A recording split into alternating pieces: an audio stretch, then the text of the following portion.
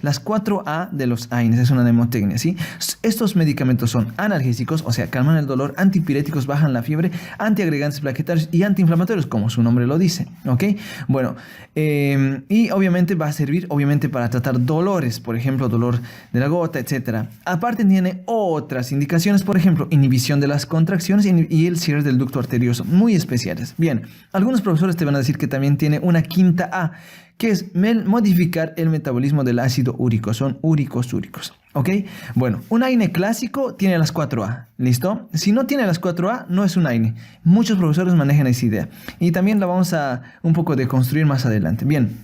Yo entonces, para lograr estos efectos, para tratar estas enfermedades, ¿qué necesito hacer? Entonces necesito saber el mecanismo de acción, ¿ok? Entonces, ¿qué necesito hacer? Primeramente, tengo que recordar fisiológicamente que vamos a tener en la célula una respuesta a la lesión, cualquiera que sea, y esa respuesta se llama inflamación. Normalmente el cuerpo tiene una enzima que se llama ciclooxigenasa 1, que es citoprotectora fisiológica siempre. Esa idea siempre mantiene en tu cabeza, ¿ok?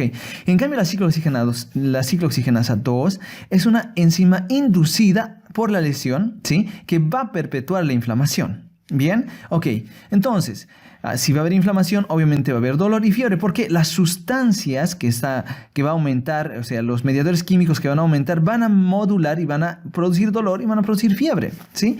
Muy bien, entonces, ¿yo qué puedo hacer para limitar esto y dar este efecto analgésico, antipirético, etcétera? Puedo inhibir la COX-2, sobre todo porque la COX-2 está inducida por la inflamación. Entonces tú puedes inhibir esto y evidentemente vas a lograr estos efectos. ¿Perfecto? Bien, el problema acá es que al inhibir la COX-2 también puedes inhibir la COX-1. De ahí que viene la clasificación. Bien, la clasificación, vamos a ver una clasificación química, por ejemplo, ahora. Vamos a ver aquellos que son AINES ácidos propiamente dichos, o sea, los AINES verdaderos clásicos, que son las 4As, etc. Y aquellos que son AINES no ácidos, también conocidos como no AINES, porque no cumplen estas características. O sea, les falta alguna A, por ejemplo, ¿sí? Ahí encontramos el primer grupo muy importante y el que todos sabemos porque nos hacen bullying con esto los médicos, el paracetamol, ¿sí? Luego tenemos estos que son las pirazolonas, la dipirona o el metamizol.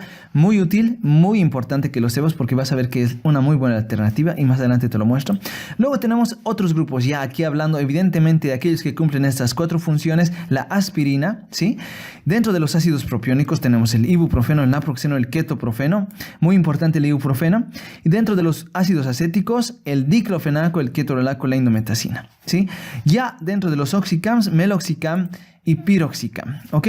Bueno, también son ácidos químicamente, pero ya no son AINES clásicos, porque todos estos podríamos llamarlos nosotros como AINES clásicos, sino que son selectivos para inhibir la COX-2. Bien, la COX-1 dijimos que es citoprotectora y fisiológica, y la COX-2 es inducida por inflamación. Y estos, obviamente, solamente cuando se crearon podían inhibir solo la inflamación y eran muy buenos hasta que aparecieron los efectos adversos, ¿ok? Bueno, otra clasificación que va a juntar aquellos que son no selectivos, todos este grupo, o sea, que bloquean tanto la COX-1 y la COX-2. Lamentablemente, para bloquear la COX-2 tienen que inhibir sí o sí la COX-1. Son todo este grupo que está de plomo. Y la otra que dijimos que son inhibidores de la COX-2. Pero fíjate, hay dos grupos, que tanto pueden ser no selectivos y también selectivos de la COX. Tú dirás, eso es un poco raro. En realidad, ellos tienen más preferencia para bloquear la COX-2, pese a que también bloquean a la COX-1, ¿ok? Estos de acá, ¿sí? Muy bien. A la farmacocinética, sencillo, aquí no nos vamos a complicar, es todo muy fácil. Absorción, todos si se dan por vía oral se absorben muy bien, en un 90%. ¿Sí? Se unen a proteínas en un 90%, la mayoría. ¿Sí? Hay alguna excepción que la vamos a ver adelante. ¿Sí? Todos se distribuyen muy bien por todos los tejidos. Bueno, hay algunas excepciones, pero la mayoría se distribuye muy bien por todos los tejidos. Todos se metabolizan por hígado y todos se eliminan por vía renal. Listo, no hay nada más, chicos, y más adelante eso vamos a ir modificando para algunas excepciones y eso tienen que tener en la cabeza, ¿ok? Bueno, efectos adversos. Muy importante porque sí, aquí vamos a hablar un poco ya de intoxicaciones, por ejemplo, por aspirina y por paracetamol, que lo vamos a ver más adelante a detalle. Y sí, los efectos por ejemplo, gastrointestinales, renales, hematológicos, todos estos efectos sistémicos, dependen de ¿qué? De bloquear la COX-1 fisiológica, porque esta es fisiológica, cumple funciones fisiológicas que si tú las bloqueas, vas a terminar dañando esos tejidos, ¿ok?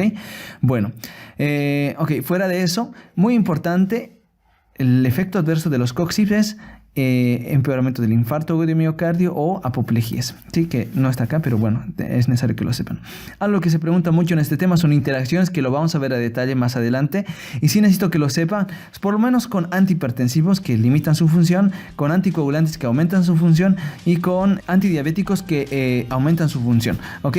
Porque toda tu vida tú vas a ver sí o sí, siempre vas a tener que ver a un paciente hipertenso, que vas a tener que darle esta medicación, o vas a tener que ver un paciente diabético o un paciente que está anticoagulado. Siempre, siempre, siempre. Entonces nos vamos a preparar para tratar a esos pacientes. ¿Listo?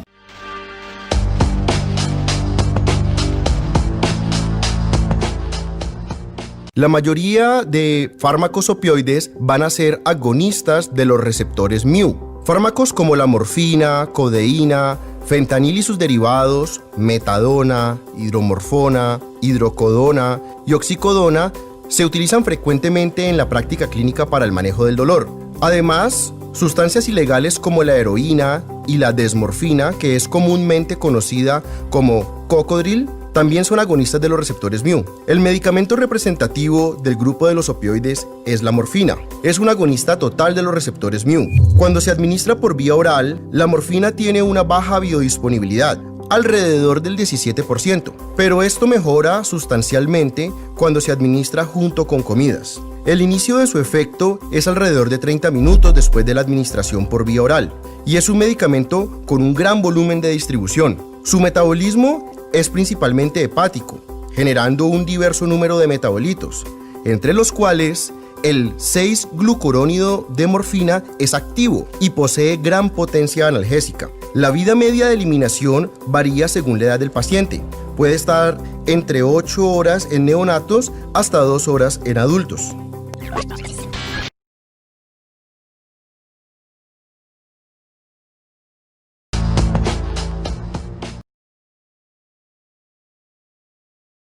Excelente pregunta.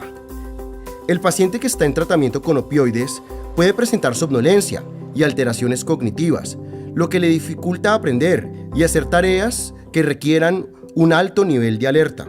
Además, estas sustancias tienen alto riesgo de crear farmacodependencia y existe una epidemia a nivel mundial de personas adictas a los opioides. También pueden aumentar el riesgo de convulsiones, y su efecto se observa principalmente en neonatos y niños pequeños. Estos medicamentos pueden inducir depresión respiratoria por inhibición de los centros respiratorios en el tallo cerebral, y es una de sus complicaciones más severas. Es muy común que el paciente que está consumiendo opioides presente náuseas, mareos, vómitos, porque se activa el centro de emesis en el tallo cerebral.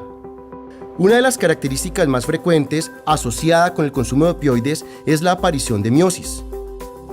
Uno de los inconvenientes más molestos para los pacientes que consumen estos medicamentos es la disminución de la motilidad intestinal, que conlleva estreñimiento severo y que puede durar varios días. También, como el vaciamiento gástrico se ralentiza, el paciente puede presentar reflujo gastroesofágico.